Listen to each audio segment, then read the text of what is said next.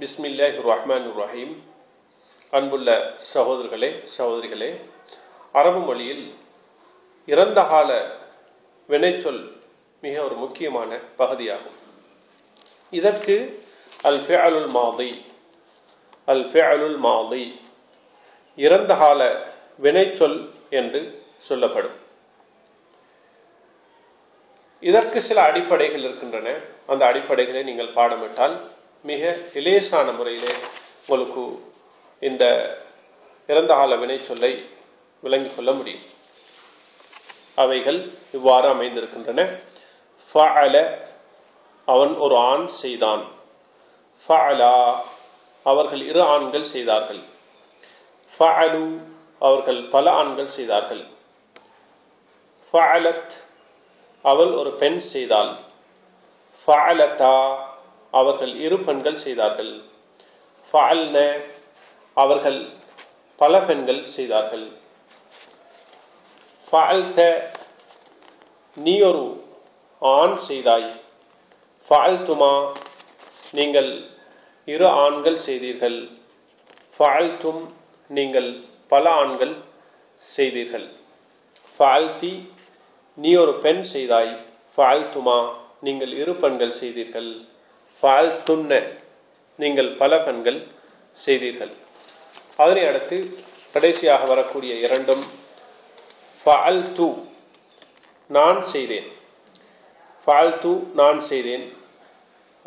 அதை ஒரு ஆணுக்கும் சொல்ல முடியும், பெண்ணுக்கும் சொல்ல முடியும். ஃபஅல்னா, நாங்கள் செய்தோம் என்று இரண்டு ஆண்களோ அல்லது பல ஆண்களோ, இரண்டு பெண்களோ அல்லது பல பெண்களோ ஃபஅல்னா என்று சொல்ல முடியும். இவைகள் தான் இறந்த கால வினைச்சொல்லிலே காணப்படக்கூடிய பகுதிகளாகும். எனவே இவற்றை பாடமிடும் பொழுது முதல் 6 சொற்களும் படர்க்கைக்குரியவைகளாகும். ஃபஅல, ஃபஅலா, ஃபஅலு, ஃபஅலத், ஃபஅலதா, ஃபஅல்ன. இந்த 6ம் படர்க்கைக்குரியவைகளாகும். அதனை அடுத்து வரக்கூடிய 6 சொற்களும் முன்னிலைக்குரியவைகளாகும். ஃபஅல்த, ஃபஅல்துமா, ஃபஅல்தும், ஃபஅல்தி, ஃபஅல்துமா, ஃபஅல்துன்ன. அதனை அடுத்து கடைசியாக வரக்கூடிய இரண்டும் ஃபஅல்து, ஃபஅல்னா என்று வரக்கூடிய 2 பகுதிகளும் ஃபஅல்து, ஃபஅல்னா என்று வரக்கூடிய இரண்டும் நான் செய்தேன், நாங்கள் செய்தோம். இது தன்னிலைக்கு உரியதாகும். அதாவது தன்மை, நான், நாங்கள் என்ற அர்த்தத்தில் வரக்கூடியவைகளாகும். எனவே இந்த அடிப்படையில் பார்க்கும் பொழுது முதல் வரக்கூடிய சொல் ஒருமைக்கும், இரண்டாவது வரக்கூடிய சொல் இருமைக்கும், மூன்றாவது வரக்கூடியது பன்மைக்குமாக வருகிறது. இவ்வாறு இவைகள் அனைத்தும் ஒருமைக்கு உரியவைகள். அடுத்தவைகள் இருமைக்கு வரக்கூடியவைகள். இந்த கடைசி மாத்திரம் இருமைக்கும் பன்மைக்கும் வரக்கூடியதாக ஃபஅல்னா, நாங்கள் இருவர் செய்தோம், நாங்கள் பலர் செய்தோம் என்ற இதுக்கு வரக்கூடியதாக இருக்கிறது. அதே போன்று இவைகள் எல்லாம் பன்மைக்கு வரக்கூடிய சொற்களாக இருக்கின்றன. எனவே நீங்கள் பாடமிடும் பொழுது இலேசான முறையிலே பாடமிட்டுக் கொள்ள முடியும். ஃபஅல, ஃபஅலா, ஃபஅலு, ஃபஅலத், ஃபஅலதா, ஃபஅல்ன. பின்பு அதனை அடுத்து ஃபஅல்த, ஃபஅல்துமா, ஃபஅல்தும், ஃபஅல்தி, ஃபஅல்துமா, ஃபஅல்துன்ன. பின்பு ஃபஅல்து, ஃபஅல்னா என்று பாடமிட்டுக் கொள்ள முடியும். எனவே இந்த பொருளை மீண்டும் நாங்கள் சொல்வதாக இருந்தால், ஃபஅல, அவன் ஒரு ஆண் செய்தான். ஃபஅலா, அவர்கள் இரு ஆண்கள் செய்தார்கள். ஃபஅலு, அவர்கள் பல ஆண்கள் செய்தார்கள். ஃபஅலத், அவள் ஒரு பெண் செய்தாள். ஃபஅலதா, அவர்கள் இரு பெண்கள் செய்தார்கள். ஃபஅல்ன, அவர்கள் பல பெண்கள் செய்தார்கள்.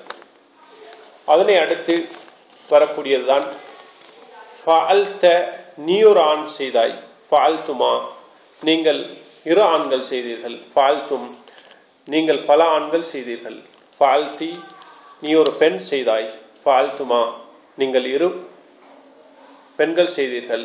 ஃபஅல்துன்ன, நீங்கள் பல பெண்கள் செய்தீர்கள்.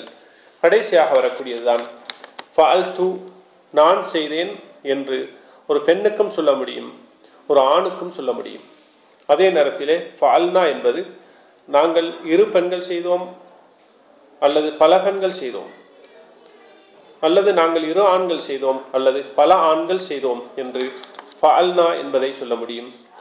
இதே போன்று நீங்கள் அரபு மொழியில் காணப்படக்கூடிய ஆயிரக்கணக்கான இறந்த கால வினை சொற்களை உங்களுக்கு மாற்றிக்கொள்ள முடியும். உதாரணமாக நசர. நசர என்றால் உதவி செய்தான், அவன் ஒரு ஆண் உதவி செய்தான். நசர நூன் சாது ரா, நசர. இந்த நசர என்பதை உங்களுக்கு அந்த நாங்கள் முன்பு கூறியதை போன்று சொல்ல முடியும். நசர அவன் ஒரு ஆண் உதவி செய்தான்.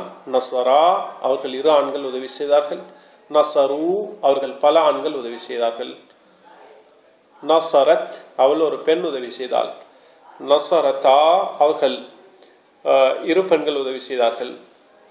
நசர்ன அவர்கள் பல பெண்கள் உதவி செய்தார்கள். நசர்த்த நீ ஒரு ஆண் உதவி செய்தாய்.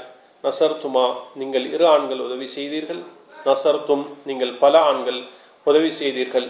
நசர்த்தி நீ ஒரு பெண் உதவி செய்தாய். நசர்த்துமா நீங்கள் 2 பெண்கள் உதவி செய்தீர்கள். நசர்த்துன்ன நீங்கள் பல பெண்கள் உதவி செய்தீர்கள். நசர் து நான், நசர் து நான் உதவி செய்தேன். நசர்னா நாங்கள் உதவி செய்தோம். எனவேதான் இவ்வாறு அரபு மொழியிலே பல வினை சொற்களை உங்களுக்கு எடுக்க முடியும். இந்த அடிப்படையை நீங்கள் மனசிலே பதித்துக் கொள்வீர்களாக இருந்தால் மற்ற அனைத்துமே உங்களுக்கு பாடமிடுவது மிக இலேசாக இருக்கும்.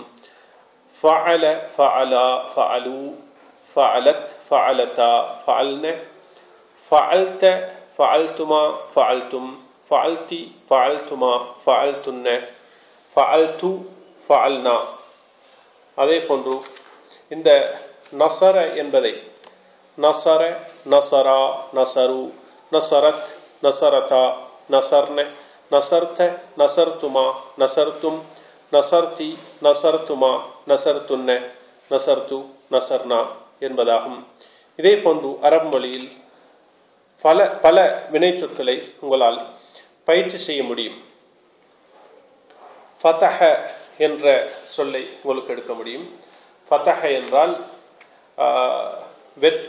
வெற்றி கொண்டான் அல்லது திறந்தான் என்பதாகும். உதாரணமாக இந்த ஃபதஹ என்றால் வெற்றி கொண்டான் அல்லது திறந்தான் என்பதை குறிக்கும்.